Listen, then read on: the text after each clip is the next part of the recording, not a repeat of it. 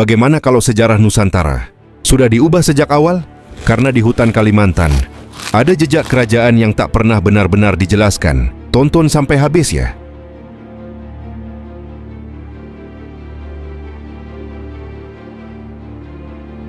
Kerajaan pertama Nusantara ternyata dimulai dari kepala suku Sungai, bukan bangsawan besar. Sebelum tahun 400 Masehi, Mahakam hanyalah hutan liar penuh kabut dan misteri. Mereka berburu babi hutan demi bertahan hidup di rimba Kalimantan yang ganas. Perempuan Kutai memasak menggunakan periuk tanah liat dekat api kayu sederhana. Lalu kapal asing muncul, membawa barang, budaya, dan perubahan yang tak terhindarkan.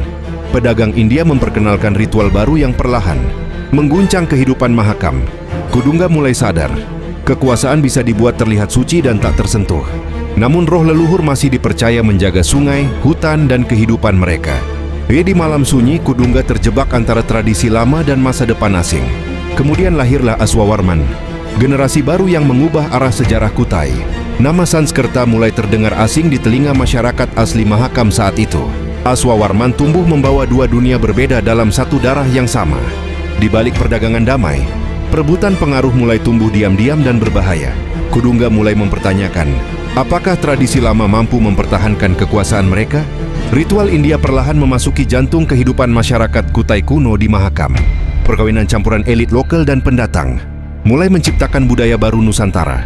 Anak-anak generasi baru lahir membawa warisan Austronesia dan pengaruh India sekaligus. Aswawarman kemudian disebut pembentuk dinasti kerajaan pertama Kutai Martadipura. Tapi beberapa kepala suku menuduhnya melupakan adat leluhur Sungai Mahakam. Ketegangan meningkat, Kutai hampir terpecah karena perebutan masa depan kekuasaan. Ancaman terbesar ternyata muncul dari ambisi keluarga dan lingkaran kerajaan sendiri. Mahakam berubah menjadi pusat perdagangan penting jalur laut Asia Tenggara kuno. Lalu muncul Mulawarman, pewaris paling ambisius dalam sejarah awal Nusantara. Ia ingin Kutai dikenal jauh melampaui hutan dan sungai Kalimantan Timur. Emas, ternak, dan persembahan mulai dikumpulkan dalam jumlah belum pernah terlihat. Brahmana India menyebut Mulawarman sebagai raja suci pilihan para dewa. Namun rakyat kecil mulai takut dengan harga besar dari kemegahan kerajaan itu. Kabut Mahakam terasa semakin gelap ketika ritual besar mulai dipersiapkan diam-diam.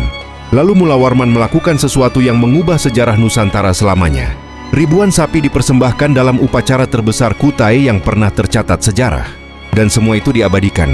Bukan lewat cerita, tapi batu yang abadi. Prasasti Yupa menjadi bukti tertulis tertua kerajaan di Nusantara hingga hari ini. Tulisan Palawa dan bahasa Sanskerta mulai mengubah identitas Kutai secara perlahan. Namun ada misteri aneh yang masih membingungkan para ahli sejarah modern. Nama Kudungga tetap lokal, berbeda dari keturunannya yang bercorak India kuat. Apakah Kudungga sebenarnya belum sepenuhnya memeluk agama Hindu saat itu?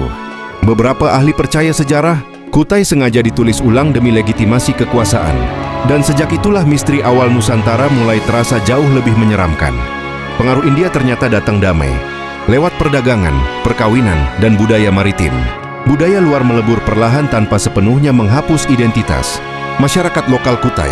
Jejak budaya itu masih terasa pada tradisi masyarakat Kalimantan Timur sekarang. Di Muara Kaman, prasasti Yupa masih berdiri melawan ribuan tahun perubahan zaman. Catatan Tiongkok kuno mulai menyebut negeri kaya di selatan lautan tropis. Manik-manik, keramik, dan logam asing ditemukan dekat jalur perdagangan Mahakam kuno. Arkeolog menemukan periuk tanah, mangkuk ritual, dan jejak budaya luar di Kutai. Namun hutan Kalimantan diyakini masih menyimpan situs kuno yang belum ditemukan. Cerita rakyat setempat menyebut kota tua Kutai terkubur jauh dalam hutan. Bagaimana jika sejarah Nusantara sebenarnya jauh lebih tua dari yang dipercaya sekarang? Dan semuanya mungkin bermula dari seorang pemimpin sungai bernama Kudungga.